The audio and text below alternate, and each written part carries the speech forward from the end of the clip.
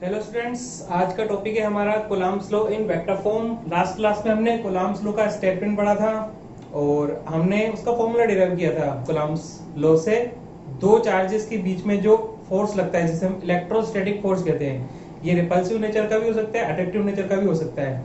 इस फोर्स के मैग्नीट्यूड का फॉर्मूला पढ़ा था। डायरेक्शन के बारे में हमने कोई डिस्कशन नहीं किया था। आज हम डायरेक्शन कि क्या डायरेक्शन होगी फोर्स की ये भी डिराइव करेंगे, इसका फॉर्मूला भी डिराइव करेंगे। मतलब वेक्टर फॉर्म में कूलम्ब्स लॉ का जो एक्सप्रेशन आएगा उसको हमें डिराइव करना है।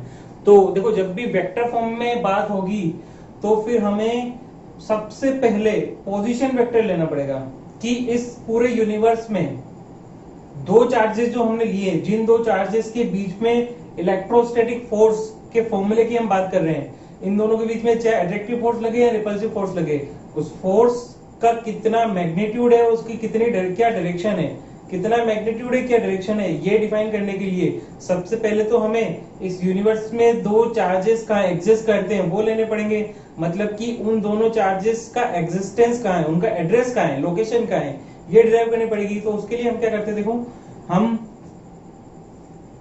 कोऑर्डिनेट सिस्टम में चले जाते हैं और यहां पे हम दो चार्जेस Q1 एंड Q2 इन दोनों को ले लेते हैं। तो Q1 का जो पोजीशन वेक्टर है वो ओरिजिन के रेस्पेक्ट में एक वेक्टर होगा, उसे हम बोल देंगे वेक्टर R1।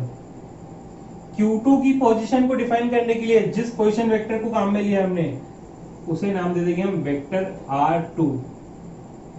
अब Q1 को Q2 से ज्वाइन करने वाली जो लाइन है, तो देखो ये हमने लाइन ज्वाइन कर दी। इस लाइन का जो मैग्नीट्यूड है वो मैग्नीट्यूड है R के इक्वल। अब यहां पे हम दो डायरेक्शन ले सकते हैं। अगर मैं इसको A पॉइंट मान लूं और इसको B पॉइंट मान लेता हूं, तो अगर डायरेक्शन A से B की लेनी है तो वेक्टर जो होगा उस वेक्टर को हम क्या कहेंगे, उस वेक्टर को हम बोलेंगे वेक्टर R21। जो फाइनल पॉइंट है उसे पहले लिखते हैं, इनिशियल पॉइंट को बाद में लिखते हैं। अगर मैं A से B की डायरेक्शन, देखो ये एरो बता रहा है, वेक्टर R21 का एरो कहां से कहां जा रहा है, A से B। मतलब कि अभी जो डेरिवेशन हम करने वाले हैं उसमें अगर मुझे किसी ऐसी वेक्टर की जरूरत पड़ती है जिसकी डायरेक्शन A से B है, तो उस वेक्टर को क्या नाम दूंगा मैं, R21। देखो, रिप्रेजेंट करने का जो कन्वेंशन है आपको पता होना चाहिए कि जो फाइनल पॉइंट है उसे पहले लिखा जाता है, इनिशियल पॉइंट को बाद में लिखा जाता है। तो देखो 2 पॉइंट फाइनल पॉइंट है और 1 इनिशियल, मतलब 1 और 2 को ज्वाइन करने पे ही तो हमें A से B की डायरेक्शन मिल रही है। तो A से B की डायरेक्शन को रिप्रेजेंट करने वाले वेक्टर को हम बोलेंगे R21। और अगर मुझे B से A की डायरेक्शन वाले वेक्टर को रिप्रेजेंट करना है, जिसे अभी मैं बना रहा हूं ये वाला वेक्टर, इसका एरो B से A की तरफ जा रहा है, तो अब फाइनल पॉइंट हो जाएगा 1 और इनिशियल हो जाएगा 2। 1 से स्टार्ट हुआ, 2 से स्टार्ट हुआ और 1 पे जाके खत्म हुआ। तो इस वेक्टर को मैं बोलूंगा R12 वेक्टर का साइन। तो ये दो वेक्टर जब भी हमारे काम में आएंगे, अगर मुझे A से B की डायरेक्शन को रिप्रेजेंट करना होता है तो उसके लिए मैं वेक्टर R21 को काम में लूंगा, और B से A की डायरेक्शन को रिप्रेजेंट करना होता है तो मैं वेक्टर R12 को काम में लूंगा।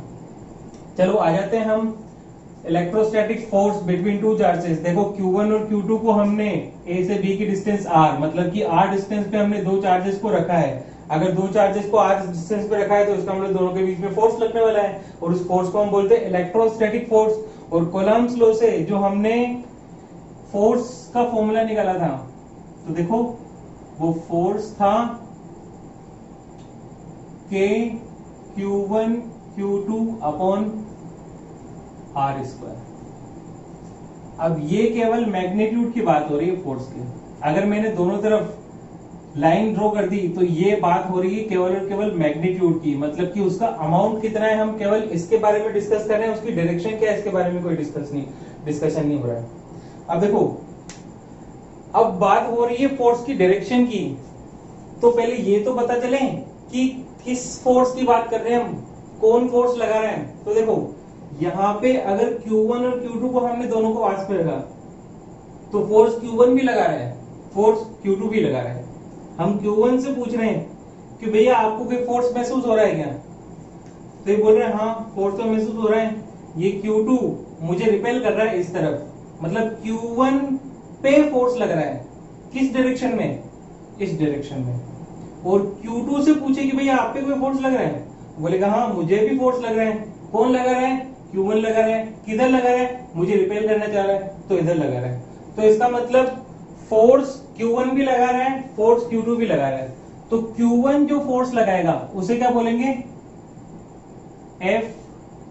देखो 1 2 को हम क्या बोलेंगे, जिस पे फोर्स लग रहा होता है उसे पहले लिखते हैं, जिसके कारण लग रहा है उसे बाद में लिखते हैं। तो देखो अगर मैं बात कर रहा हूं F12 की, तो देखो F12 मतलब force on Q1 due to charge Q2, तो इसको मैं लिखूंगा force on Q1 due to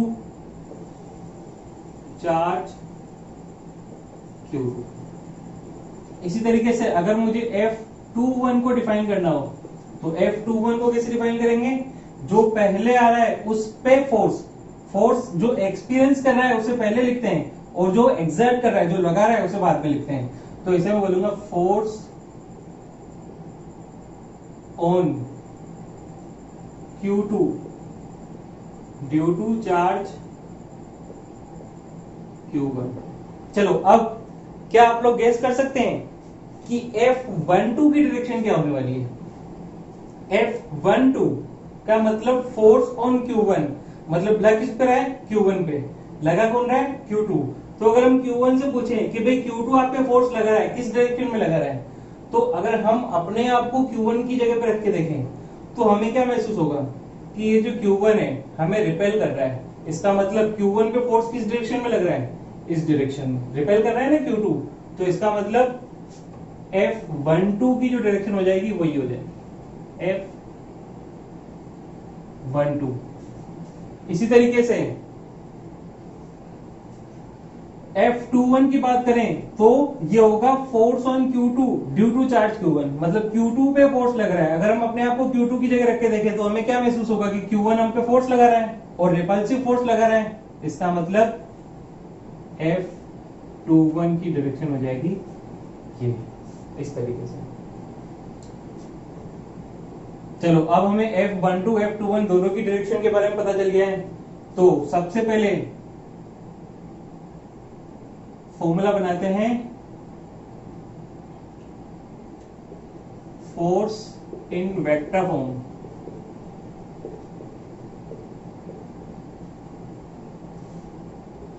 vector form में फोर्स बना रहे हैं। सबसे पहला F12, तो देखो F12 को क्या लिख सकते हैं, अब वेक्टर फॉर्म में तो हमें मैग्नीट्यूड तो बताना ही पड़ेगा, साथ के साथ डायरेक्शन भी बतानी पड़ेगी। तो इसको मैं लिख सकता हूं K Q1 Q2 upon R square. ठीक है, ये तो हो गया मैग्नीट्यूड। अब डायरेक्शन देखो F12 की डायरेक्शन कौन सी है, F12 की डायरेक्शन है B से A की तरफ, और B से A वाली डायरेक्शन को रिप्रेजेंट करने के लिए हम क्या करते हैं, देखो R12 ये वाला वेक्टर लेना है। और आपको पता होना चाहिए कि जब भी हमें डायरेक्शन यूज करनी होती है या किसी स्केलर क्वांटिटी को वेक्टर क्वांटिटी में कन्वर्ट करना होता है, तो हम यूनिट वेक्टर का इस्तेमाल करते हैं। यूनिट वेक्टर क्या होता है, यूनिट वेक्टर एक ऐसा वेक्टर होता है जिसका मैग्नीट्यूड 1 होता है और उसके पास डायरेक्शन भी होती है। तो अगर उसका मैग्नीट्यूड 1 है तो हम अगर यूनिट वेक्टर को किसी भी दूसरी क्वांटिटी से मल्टीप्लाई कर देना तो उसके मैग्नीट्यूड में कोई चेंज नहीं होगा, क्योंकि यूनिट वेक्टर का मैग्नीट्यूड 1 होता है और 1 से किसी भी वैल्यू को मल्टीप्लाई करो तो वो वैल्यू में कोई चेंज आता ही नहीं है। इसका मतलब अगर मैं यूनिट वेक्टर को किसी भी वैल्यू से मल्टीप्लाई करूंगा तो उसके मैग्नीट्यूड में कोई चेंज नहीं आएगा। तो यूनिट वेक्टर का फायदा क्या होता है, यूनिट वेक्टर का फायदा होता है किसी स्केलर क्वांटिटी को जब हमें वेक्टर क्वांटिटी में कन्वर्ट करना होता है ना, तो हम क्या करते हैं उसे एक यूनिट वेक्टर से मल्टीप्लाई कर देते हैं, जिससे उसके मैग्नीट्यूड, उसकी वैल्यू में तो कोई चेंज नहीं आता है, बस उसे एक डायरेक्शन मिल जाती है। तो अगर मुझे स्केलर क्वांटिटी को वेक्टर क्वांटिटी में कन्वर्ट करना है, तो मुझे जो डायरेक्शन उस स्केलर क्वांटिटी को देनी होती है, मैं उस डायरेक्शन का एक यूनिट वेक्टर लाके उससे मल्टीप्लाई कर देता हूँ। तो देखो, अगर मुझे F12 का फॉर्मूला बनाना है, तो ये जो एक्सप्रेशन है ये तो मैग्नीट्यूड का है और ये स्केलर क्वांटिटी है। अब अगर मुझे इसे वेक्टर क्वांटिटी में कन्वर्ट करना है, तो मैं इसे यूनिट वेक्टर से मल्टीप्लाई कर देता हूं। अब यूनिट वेक्टर वही डायरेक्शन वाला लूंगा जो डायरेक्शन F12 की है। F12 की डायरेक्शन क्या है? R12 के अलोंग। तो यहां पे मैं R12 कैप से मल्टीप्लाई कर दूंगा। और देखो, ये जो R डिस्टेंस है, ये वेक्टर R12 का मैग्नीट्यूड ही तो है, क्योंकि वेक्टर के पास दो चीजें होती है, मैग्नीट्यूड होती है और डायरेक्शन होती है।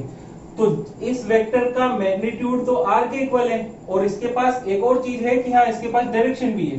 तो मैं R को R12 का मैग्नीट्यूड भी लिख सकता हूं। देखो, दोनों तरफ बॉल ड्रॉ कर दी ना मैंने, इसका मतलब अब केवल उसके मैग्नीट्यूड की बात कर रहे हैं। अगर मैं ये हटा दूं, तो ये वेक्टर क्वांटिटी अगर दोनों बॉल ड्रॉ कर दूं, तो इसको हम बोलते हैं कि इसका मैग्नीट्यूड, हमें केवल इसके मैग्नीट्यूड पे कंसंट्रेट करना है। तो मैंने इसका मैग्नीट्यूड ले लिया। अब देखो, यूनिट वेक्टर किसे कहते हैं? ऐसा वेक्टर जिसका मैग्नीट्यूड 1 हो।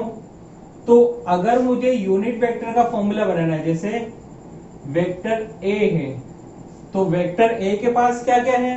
दो चीजें हैं, एक तो इसके पास मैग्नीट्यूड है और दूसरी डायरेक्शन है।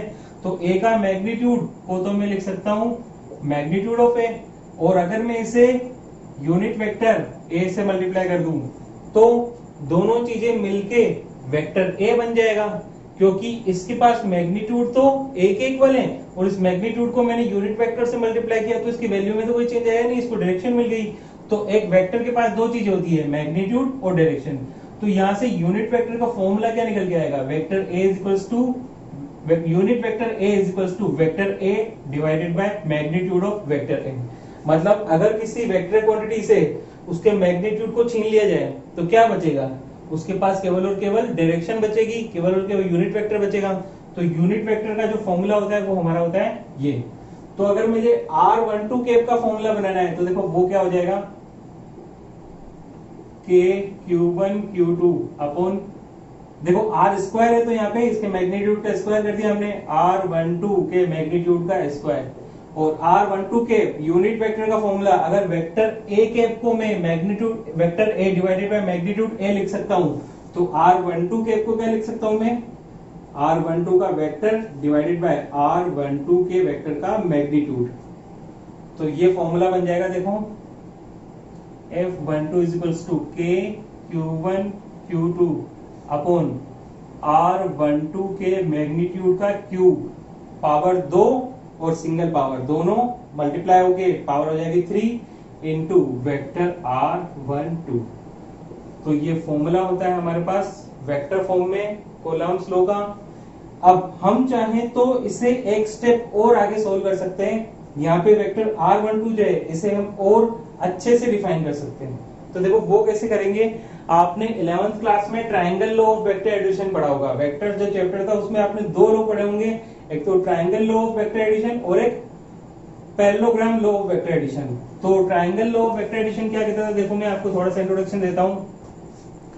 ट्रायंगल लॉ कहता था कि अगर आप किसी वेक्टर की, दो वेक्टर को किसी ट्रायंगल की दो कंटिन्यूअस साइड्स के फॉर्म में रिप्रेजेंट करते हो, तो उसकी तीसरी जो साइड होती है वो दोनों के वेक्टर सम के इक्वल हो जाती है। मतलब एक वेक्टर A और एक वेक्टर B, इन दोनों को मैंने किसी ट्रायंगल की दो कंटिन्यूअस साइड के फॉर्म में रिप्रेजेंट किया, तो उस ट्रायंगल की जो तीसरी साइड होगी वो इन दोनों के वेक्टर सम के इक्वल हो जाएगी। ये ट्रायंगल लॉ कहता है। तो देखो यहाँ पे हम ट्रायंगल लॉ अप्लाई करना चाहते हैं, तो देखो इस डायग्राम को साइड में ले आते हैं। देखो डायग्राम क्या है,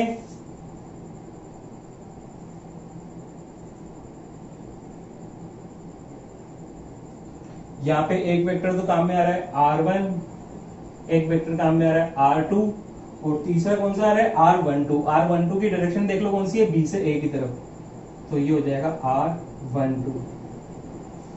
अब देखें इसमें दो कंटिन्यूअस साइड्स कौन कौन सी दिख रही हैं। कंटिन्यूअस साइड किसे कहते हैं, अगर एक की टेल से दूसरे वेक्टर का हेड जुड़ा हो तो उसे हम बोलते हैं कंटिन्यूअस साइड्स। तो देखो R2 और R12 देखो एक की टेल से दूसरे का हेड कनेक्टेड है, तो इस वेक्टर का और इस वेक्टर का सम ट्राइंगल की तीसरी साइड यानी R1 के इक्वल हो जाएगा। तो मैं यहाँ पे ट्राइंगल लॉ अप्लाई करूं तो देखो क्या बनेगा expression, applying triangle law of vector addition. Triangle law apply कर रहे हैं तो ट्राइंगल लॉ कहता है कि R2 plus R12 is equals to vector R1, दो कंटिन्यूअस साइड्स का सम तीसरी साइड के सम के इक्वल है। अब मुझे यहाँ पे फॉर्मूला बनाने के लिए R12 की जरूरत है, तो मैं R12 को अकेला छोड़ देता हूं, तो R12 किसके इक्वल हो जाएगा, vector R1 minus vector R2। तो यहाँ पे मैं पुट कर दूंगा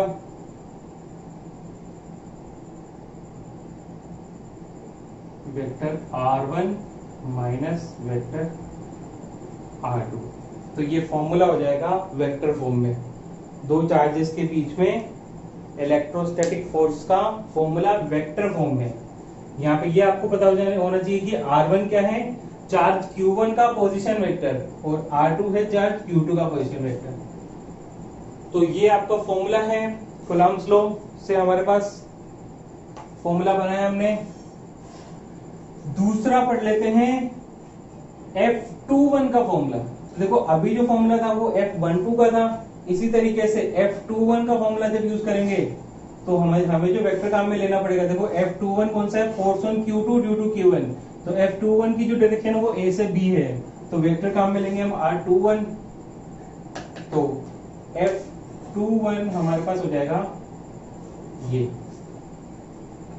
और 21 को डिफाइन करना है तो इस तरीके से करेंगे, सभी जगह 21 आ जाएगा।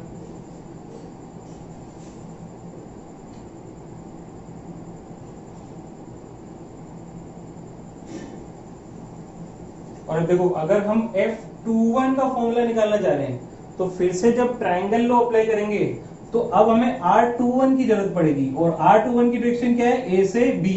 तो अब हम जो वेक्टर ले रहे हैं ट्राइंगल लॉ में वो है हमारा वेक्टर R21। ठीक है, अब दो कंटिन्यूअस साइड्स कौन कौन सी मिल रही हैं, R1 और R21। देखो ये कंटिन्यूअस है क्योंकि एक की हेड से दूसरे का टेल कनेक्टेड है। तो अब जो ट्राइंगल लॉ अप्लाई होगा वो देखो किस तरीके से होगा,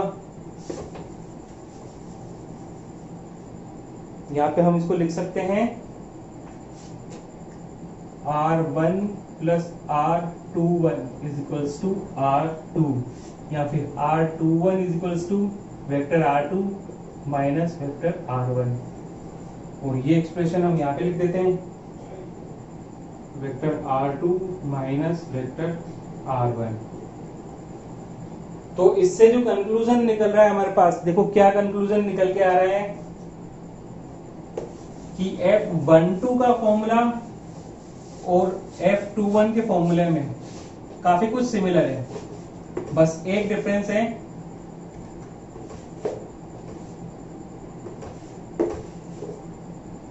देखो क्या डिफरेंस है।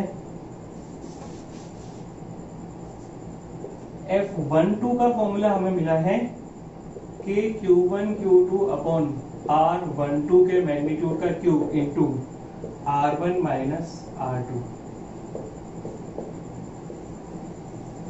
दोनों को अगर कंपेयर करें तो देखो चाहे R12 का मैग्नीट्यूड हो चाहे R21 का मैग्नीट्यूड, दोनों का मैग्नीट्यूड इक्वल है, वो है R के बराबर।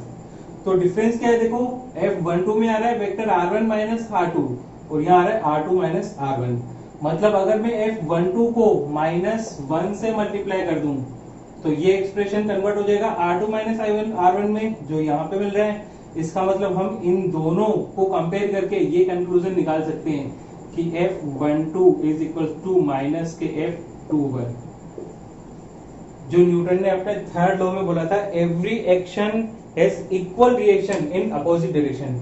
अगर Q1 Q2 पे फोर्स लगा रहा है तो Q2 भी उतने ही मैग्नीट्यूड का लेकिन अपोजिट डायरेक्शन में फोर्स लगाएगा Q1 पे। हर एक्शन की इक्वल मैग्नीट्यूड और अपोजिट डायरेक्शन में रिएक्शन होती है, तो दोनों का मैग्नीट्यूड सेम है, डायरेक्शन चेंज है, इसलिए माइनस का साइन आ रहा है। तो ये हमने पढ़ा है वेक्टर फॉर्म में फोर्स का फॉर्मूला। आगे की क्लासेस में हम और नई टर्म्स पढ़ने वाले हैं, electric field, electric flux, Gauss law.